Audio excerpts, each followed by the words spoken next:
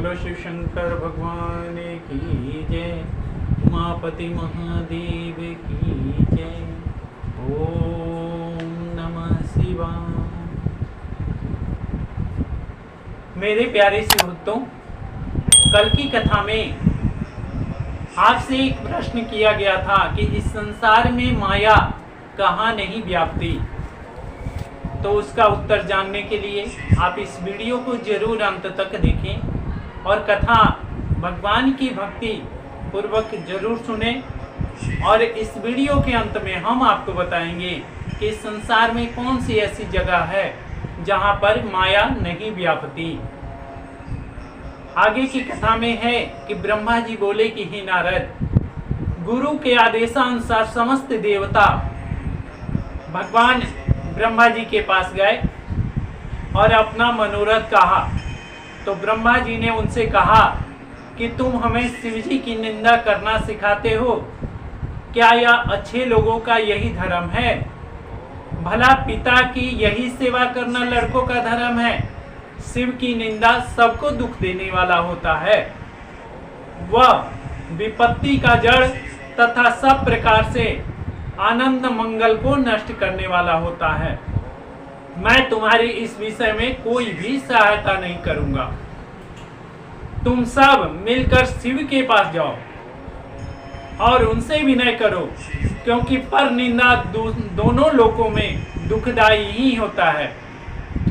यह सुनकर सभी देवता कैलाश पर्वत पर भगवान सदाशिव के पास पहुंचे और उनसे अनुनय विनय करके बोले कि हे विश्वपति, हिमांचल आपका परम भक्त है। उसने आपको पर ब्रह्म जानकर इच्छा किया है कि हम अपनी पुत्री का विवाह आपसे करेंगे, जिसके कारण हम इस संसार से मुक्ति प्राप्त कर लेंगे।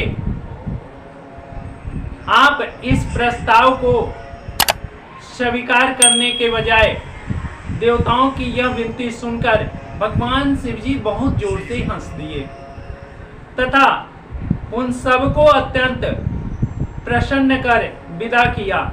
इसके पश्चात वे अति सुंदर एक ब्राह्मण स्वरूप धारण कर हाथ में श्वेत रत्नों की माला, मस्तक पर तिलक लगाए हुए, गले में शालिग्राम की मूर्ति धारण किए हुए, उत्तमोत्तम वस्त्र धारण किए हुए, वैष्णवी वस्त्रों से विशोभित अति चतुरता से हिमांचल के घर जा पहुंचे। हिमांचल सर्व परिवार उनके आदर सहित उठ खड़ा हुआ और पार्वती जी ने उस ब्राह्मण को पहले से ही भक्ति पूजा के रूप में पहले ही उन्हें पहचान लिया कि यह हो ना हो, यह भगवान शिव ही है। ब्राह्मण ने आशीर्वाद देकर कुशल क्षेम पूछा। तब हिमांचल ने उनसे कहा कि हे महात्मा, आप कौन हैं तथा किस कार्य हेतु आप इस पृथ्वी पर विचरण कर रहे हैं?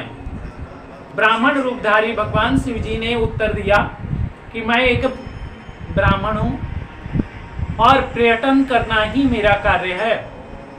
मैं अपने गुरु की कृपा से तीनों लोगों को हथेली पर रखे हुए बैर के समान देखता हूं तथा सब बातों को मैं भली भांति जानता हूं।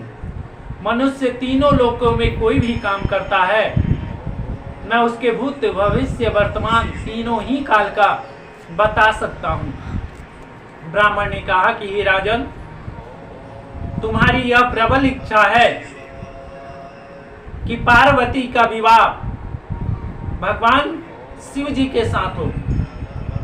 मैं तुम्हारे भले के लिए तुमसे यह बात समझा रहा हूं कि तुम ऐसी रूपवती गुणवती पुत्री का विवाह ऐसे बुरे एवं निर्गुण व्यक्ति को क्यों कर रहे हो, जिनकी सेवा संपूर्ण सृष्टि देवता, मनुष्य, दैत्य, मुनि, सिद्ध आदि सभी करते हैं। उन भगवान विष्णु जी को आप क्यों नहीं करते? और भगवान विष्णु से बढ़कर इस संसार में कोई भी पूजनीय नहीं है, अतः आप अपनी पुत्री का विवाह उनसे ही कर दीजिए। इस विषय में तुम अपने भाई बंधुओं से परामर्श भी ले सकते हो। यदि तुम यह कहोगे कि पार्वती को शिव के अतिरिक्त अन्य पति स्वीकार नहीं है, तो भला यह बताओ कि संसार में कौन सा ऐसा रोगी है जो कुपथ को ग्रहण करेगा और कड़वा को छोड़कर मीठा की याचना नहीं करेगा। कोई गुणकारी औषधि रुचि कर नहीं लगती। इस संसार में सभी रोगी अपने ही जैसा, अपने मन की भांति जैसा ही वह रोग की दवा मांगते हैं। यह कहकर ब्राह्मण रूपधारी भगवान शिव वहां से चले गए। तब मैना ने हिमांचल से कहा कि हे स्वामी, मेरी बात सुनो। जो अंत को अच्छी फलदायक होती है, आपको यह उचित है कि सब पर्वतों को बुलाकर उनको उस ब्राह्मण रूपधारी की कथा को अवश्य उनसे सुनाएं और उनसे परामर्श लें कि हमें अपनी पुत्री का विवाह किसके साथ करना चाहिए।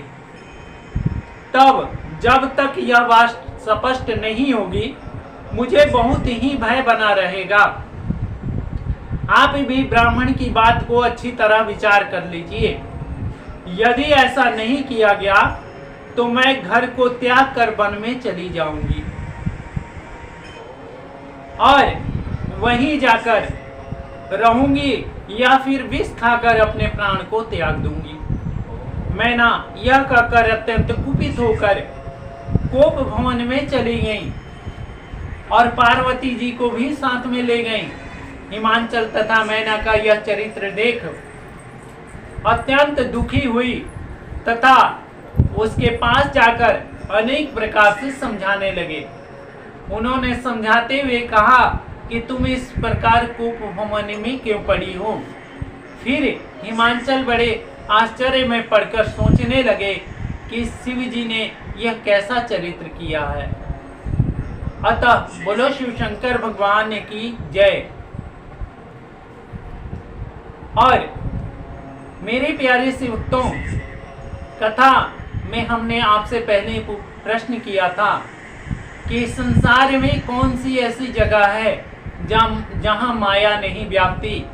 तो वह संसार में एक ऐसी जगह है जिसे हम श्मशान घाट कहते हैं। वहां जाने पर सभी माया अपने दरवाजे से बाहर हो जाती है और वहां पर माया किसी को भी नहीं व्यापती। बोलो शिव शंकर भगवान की जय।